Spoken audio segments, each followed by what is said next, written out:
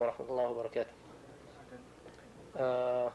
Alhamdulillah, we are coming to the end of this workshop, and we would like to conclude it with this interesting lecture. So far, alhamdulillah, we hope that we have made a good benefit out of the lectures we have seen, and hopefully we'll be able to get copies of it for any Islamic center or any Muslim who is willing to have a copy at a minimal cost, inshallah.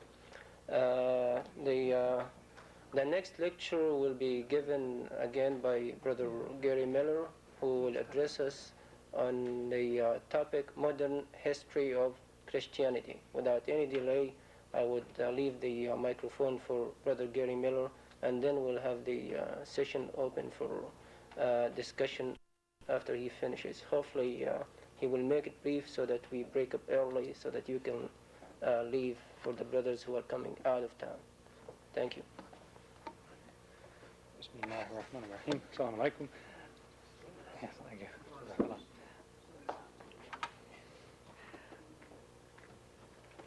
Let me start off with what is actually a whole subject in itself, and it has been pursued. It was the subject of a PhD dissertation several years ago. It would be about 25 years ago, I believe, by an American Muslim who, in studying comparative religion and finally earning his degree, took as his thesis that the Bible doesn't say which religion it teaches. Sounds like an interesting idea. Defended his thesis. It's right now at the printers, because finally somebody decided that this ought to be printed more widely, and a publishing house is just putting it together. So I advise you to keep an eye out for it. I don't know what the title of it may finally come to be when it's in print. But mainly it illustrated the kind of situation that the Christian community is in. This is not a criticism, it's just a state of affairs, which is appreciated by most of the Christian community, in fact. That they may have a book, but different types of churches give it different value. Why this brother, whose name is Shabazz, why he was stating his case is, of course, the subject of many pages, but it basically was saying that what you have in the Bible is not a book of doctrine, for the most part. It is a book about some people and what they said and did. So I think you can see my point. If you had somebody who had lived a lifetime in a certain city and somebody asks you what was his religion, they tell you, well, you can read the story of his life in this book. That's not quite the same as telling you what his religion is. The Bible tells the history of people, in a sense, from the first man down to the first century. It tells you what many different people did, and the battles they fought, and the kings they had, and the sons that were born to them, and all of these things. But that's not quite the same as a book that says, this is the religion of this, and that, and the other. There are some statements like that, but that's not generally the nature of the book. It's long lists of names, and places, and events, and so on. In fact, what you will find is that those few statements which seem to say a thing about the nature of the religion practiced by these people that the story concerns, they stand out so much from the rest of the book that some people will paint them on signs and stick them up on the wall, because it stands out so much. You know, in a sense, we may decorate the wall sometimes with some verse from the Qur'an. But is there some particular verse that we would never take and stick up on the wall?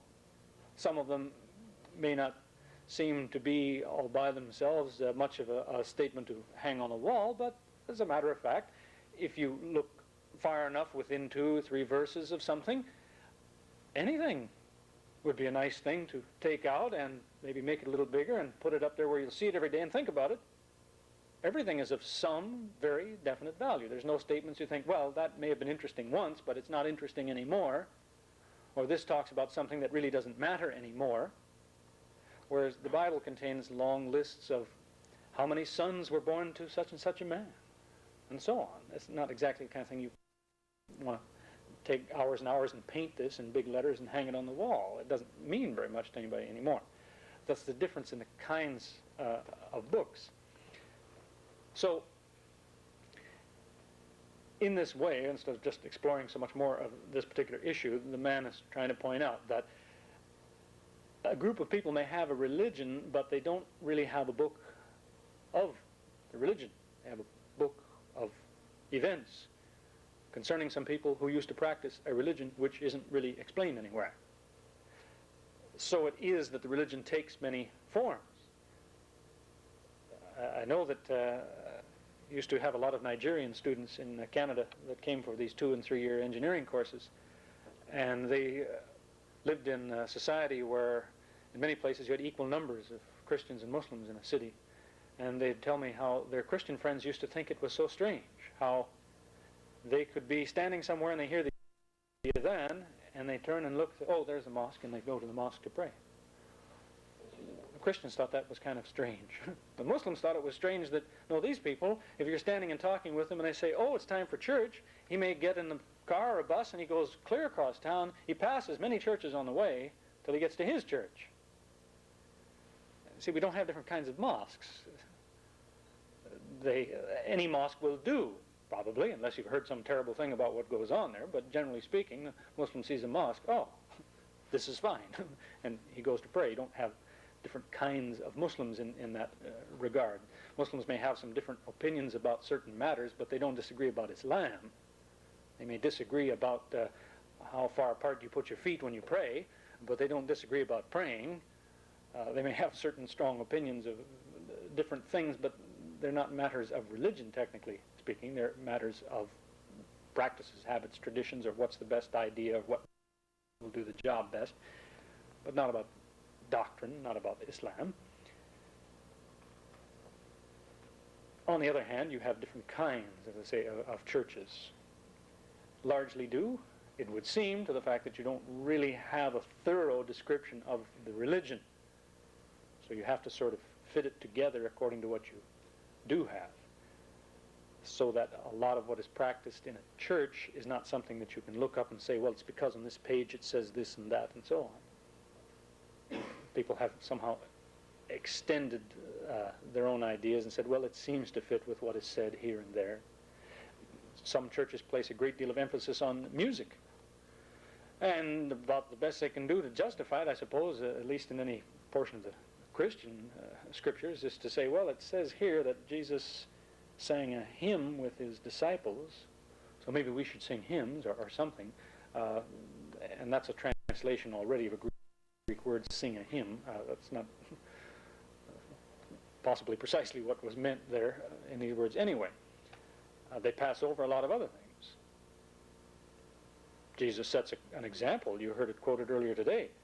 He sets the example, according to the reports, that when he used to greet people, he greeted them, peace be with you. He even said on one occasion, when you go out and you meet someone, greet him, peace be with you. Christians don't generally do that. But you'd think if they'd like to imitate what Jesus used to do, this ought to be one thing they could use. So, some may, more likely they don't. But the mistaken impression, I suppose, that many Christians have is that, but my religion is a God-given thing. It's like I said about polygamy earlier. The average Christian may say, my religion allows one wife for one man. Well, it doesn't say that anywhere in the sources of his religion. His officials may insist on that or recommend it, or it may be a well-established tradition, but it's not really part of his religion in the sense that there's a page somewhere in a book where it says that this is the case. Christian itself is a nickname. It's a point not known by very many, but no one can dispute it. It's in the Bible book of Acts, chapter 11. It's talking about a period of time, years after the time